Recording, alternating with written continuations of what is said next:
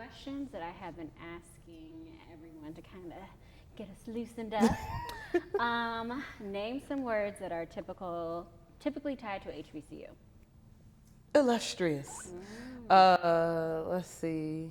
What else? Legacy, heritage, family, uh, kinship, freedom, Ooh, that's a good one. self-discovery, Ooh, community. all right, doctor. So let's talk about, if you care to share your worst HBCU experience. Ooh, what is my worst? You know what? And that's such a funny question because there are things that were very irritating in the moment. But even the one that comes to mind is probably not even that bad in hindsight. So my last semester at Howard, both of my grandparents died within 5 weeks, and then I came back from the second death with 3 weeks to submit my dissertation, or else, like you're gonna wait. And I found out that same semester that I ran out of money. And so I had to finish because I didn't know how I was paying for that semester, let alone how I was gonna pay for the next semester. Wow. And I found out that I had been advised ill and improperly, and they had told us you can only register, if you register for 1 credit dissertation writing, that counts as full time. Oh. Not according to the Department of Education. You need 4 credit hours to be full time. At least you did at that time, might still be there. So I then went to a part-time status, so my loans came into repayment early. Oh. That wasn't fun in the moment, right? And so like that's what came to mind as the worst in the moment. But in hindsight, that wasn't that terrible because I found a part of me I didn't know existed. The grit to finish all the revisions, to talk to all the committee members, to submit the document on time because I only had 3 weeks. And I'll never forget, so one of my outside reader had given him my document and he was like, Jocelyn, you need to have a come to Jesus meeting with your team because I don't know if this is ready and I don't want to be in a contentious defense. Like, Oh my God. you need to have a meeting. So I was like, okay, tell me all the things I need to fix. And I hustled. I mean, I can't even explain how the hustle, because I had to graduate that semester. Wow. Because it was $2,600, which compared to tuition is cheap tuition, because I was just finishing dissertation, but it was $2,600 I didn't have, let alone to make it 52 the next semester, right? So I was like, I have to finish. And that same outside reader, the day of the defense, he came in the room, he said, you've been working. I said, I have. And to God be the glory, I did not just pass with minor corrections. I passed with distinction. I defended with distinction. So it was terrible in the moment, but it ended up working just fine. Oh, well, I say go to the positive, the best HBCU experience. Oh, the best. I don't know. Like, there have been so many good moments. I've been so blessed. Something with '09 for sure. I think this is not the best, but it is definitely a highlight. Like freshman class step show was so much fun. That, and between that and also freshman year, sliding around. Do you remember we got locked in Jubilee? It might have been bad weather. Some kind of reason we were all in the dorm. In the bottom, and I just remember like being silly, like just passing time and it being so much fun. And I say the best memories are still being made from my girls when I finished at Howard, and I was thinking, it took me so long, and I was like, I'm not gonna be in graduation. They were like, yes, you are, and we finna come. Exactly. And they came. Reunions now, loving on my classmates' babies, and being an auntie. I mean, it keeps getting better and better. So I don't know. It's all good. Hello and welcome to the beautiful and historic Fisk University Chapel. I am now joined with the doctor. Let me make sure I add some respect to your name. Dr. Jocelyn Imani. I'm so happy to have you. I'm so happy to be here. Yes. So can you introduce yourself? Tell us about you. Where are you from? Nashville, Tennessee. 615, tighten up. All day. I'm from Nashville, although I have roots in Cincinnati. I'll say that I was I was raised in Nashville, but I grew up in D.C. because I came into myself in D.C., but Nashville is home. So what brought you to this beautiful campus? Whew. So one, because I was born into it. My mother's a Fisk graduate from the class of 1986. She had me the next year. So my mother's a Jubilee singer, so she sang Jubilee songs to me as my lullabies. Wow. And she always brought me on campus. So part of the reason I chose this building was because my first memories of Fisk were formed in this room. But ironically, even though I grew up around Fisk, I was not finna come here because I'm from here. So I didn't want to stay in town for school. I was actually going to go to Spelman. Dad said I'm going to Spelman. In my junior year of high school, the Fisk University Choir came to my church and sang. And once the service was over, the choir was still in the choir stand. My mother, audacious woman that she is, went up there and said, "Hey, y'all see that teenager over there looking surly? That's my baby. She thinks she's going to Spelman, but help her understand she's going to Fisk." Oh. Yes. Thanks, Mom. Yeah. And that is the day I met former Miss Fisk, Moira Conchella. That's the day that just the tide, it became a slow, steady stream of things that basically every door away from Fisk closed and every door toward Fisk opened. Wow. So do you have any regrets? No. Really, no. Because the Fiskites, both my mother's generation and mine, have changed my life. And so I wouldn't trade it. I mean, I tell my Spelman sisters that I do love Spelman women, but I wouldn't change it, no.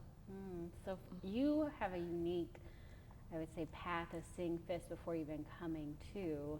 So what was it like from kind of as an outsider to becoming like a Fiskite and getting? Oh, it was heartbreaking. It was hard because the Fisk of Jubilee Day and reunion is not everyday Fisk. That is the high point.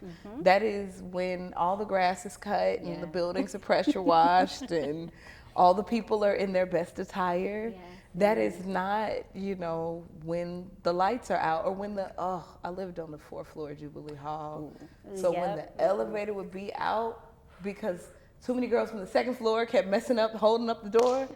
And I'd have to then walk those 4 flights of steps. And these are steep, Victorian era steps. Yeah, it was really heartbreaking. I vividly remember being extremely disappointed freshman year. Wow. And calling my mother in a panic. And she said, just keep going back to school. Get off my line. Just keep going back to school. It'll work out. And it has. And it did. Would you have a defining moment where you're like, okay, I'm happy I'm here? A defining moment. You know what? It's a small thing, but it's a big thing. So my birthday is August 27th, which is always the first week of school. How many times have I gotten school supplies for my birthday? Too many. And I went to a bunch of schools in K-12, so nobody ever knew when my birthday was. Nobody, or if they did know, we just met. Nobody knew when my birthday was. So sophomore year, coming back, my good girlfriends, Kaylin, Ashley, Diamond, went down to the Kroger on Monroe, got me some cupcakes, and got me some balloons. And it was the first time in my whole life anybody had ever celebrated my birthday. Wow. And that was okay. Yeah, it is truly like a family. It is. For sure. It was hard for you since you were so close, to home, to kind of feel like you were away. Oh no, because I'm not from North Nashville. So I used to bristle whenever students would say Nastyville. I'm like, nah, this ain't my city. Don't do it. Because my North Nashville, with all its history and its heritage, when I-40 rammed through North Nashville, it destroyed a lot of the infrastructure. It destroyed a lot of the potential and the promise of this neighborhood. So as a result, the North Nashville that we inherited in the early 2000s was dilapidated and abandoned and didn't have, we couldn't really get healthy access to resources. That's not my reality from where I'm from. I'm from a neighborhood, you know what I mean? With people. So, I mean, and not, let me take that back. This is a neighborhood. Yeah, But you know what I mean? Like, I'm from a more suburban reality. So, this was jarring. Like, going to Paul's? Oh. I was like, what have I done? Although, those wedges snapped freshman year. Those were very good potato wedges at Paul's. But yeah, it was a huge adjustment. And I grew up, I have half siblings, but I didn't grow up with them, so I grew up as an only child.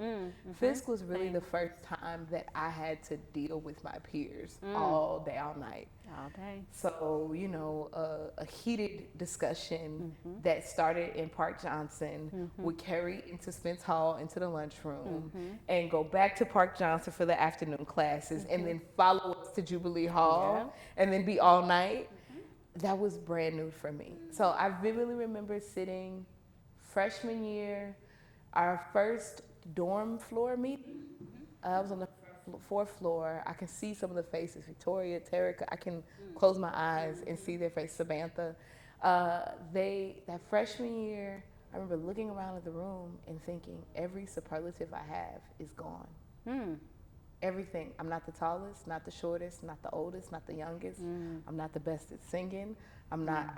I'm just average. I'm not the only one from Nashville. I'm just a face in the crowd here. And that was very humbling.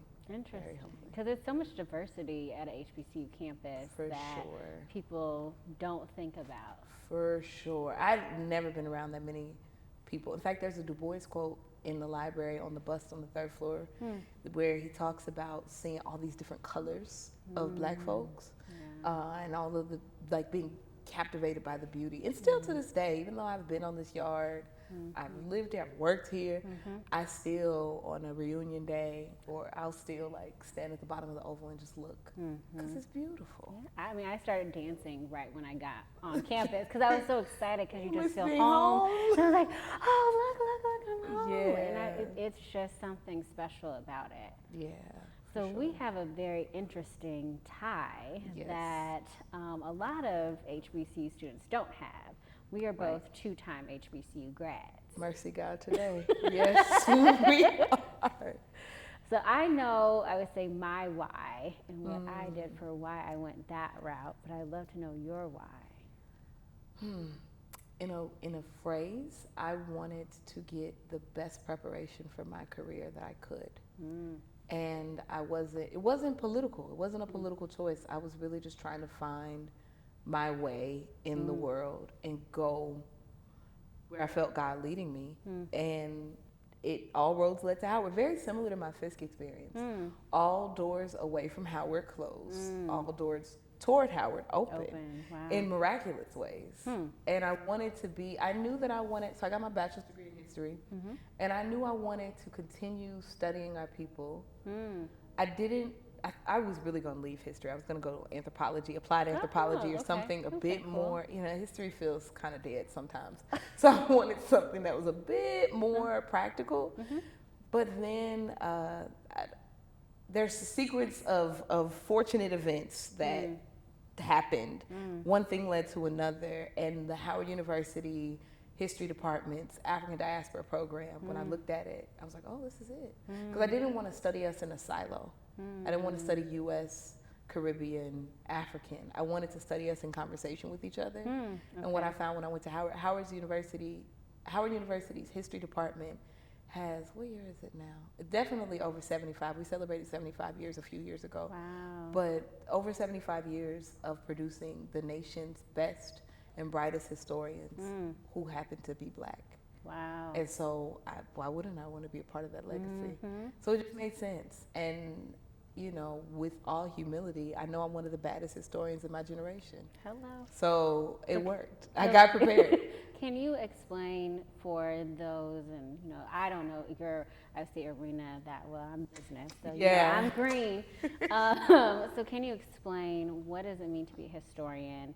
And then I'll wait for the second. I don't like to add. Okay, so Historian. Most people, if they know anything about a historian, they know about an academic historian.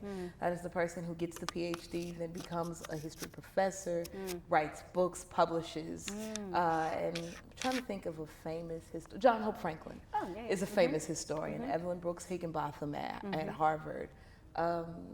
There are also people who I shan't name who dabble as historians, although that is not their training. But most people know about it that way, like the research part and the teaching.